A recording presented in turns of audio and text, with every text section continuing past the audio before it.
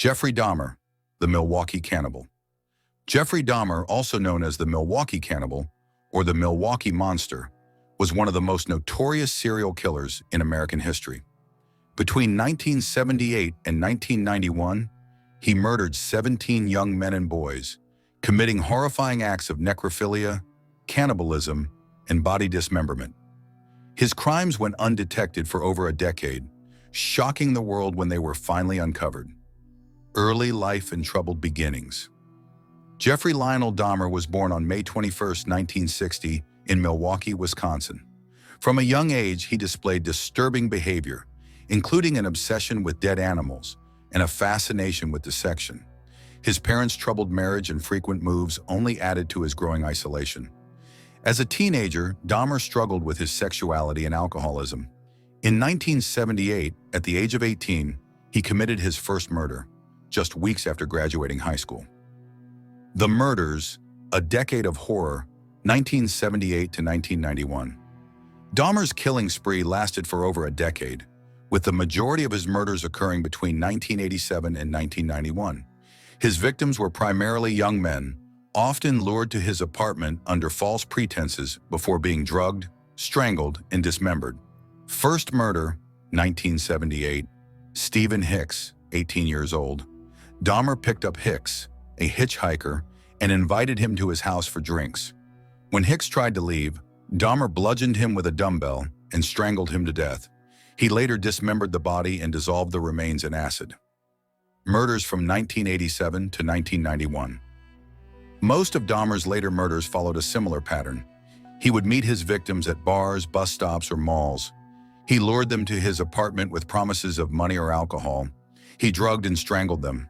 He dismembered their bodies, keeping some parts as trophies, cannibalism, and necrophilia.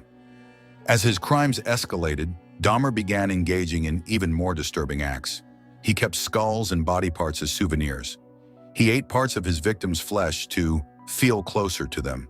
He preserved human remains in his fridge and freezer. He performed twisted experiments on his victims, trying to create zombie-like people by injecting acid into their brains. The shocking discovery, Dahmer's arrest, 1991. On July 22, 1991, Dahmer's killing spree came to an end when one of his would-be victims, Tracy Edwards, escaped from his apartment and flagged down police. Officers entered Dahmer's residence and made a horrifying discovery. Inside Jeffrey Dahmer's apartment, a fridge full of human remains, including a heart, severed heads in the freezer, photographs of dismembered bodies, a large drum filled with acid used to dissolve victims' corpses. Dahmer was immediately arrested, and his horrific crimes shocked the world. Trial and conviction. At his trial in 1992, Dahmer pleaded guilty but insane. He admitted to all 17 murders, but his defense claimed he suffered from severe mental illness. The jury found him legally sane, and he was sentenced to 16 life terms in prison, totaling 957 years behind bars. Death in prison. Despite his notorious crimes, Dahmer reportedly expressed remorse in prison. However, his life behind bars was short-lived. On November 28, 1994, he was beaten to death by another inmate, Christopher Scarver, while cleaning the prison bathrooms. Scarver later stated that he killed Dahmer because of the gruesome nature of his crimes. Legacy and cultural impact. Jeffrey Dahmer's case remains one of the most disturbing in criminal history. His story has inspired countless books, documentaries, and even TV series, such as Netflix's Dahmer Monster: The Jeffrey Dahmer Story, 2022. His case also led to discussions about police negligence, as officers had previously returned one of his victims, 14-year-old Konorak Synthosamphone, to Dahmer, failing to recognize the danger.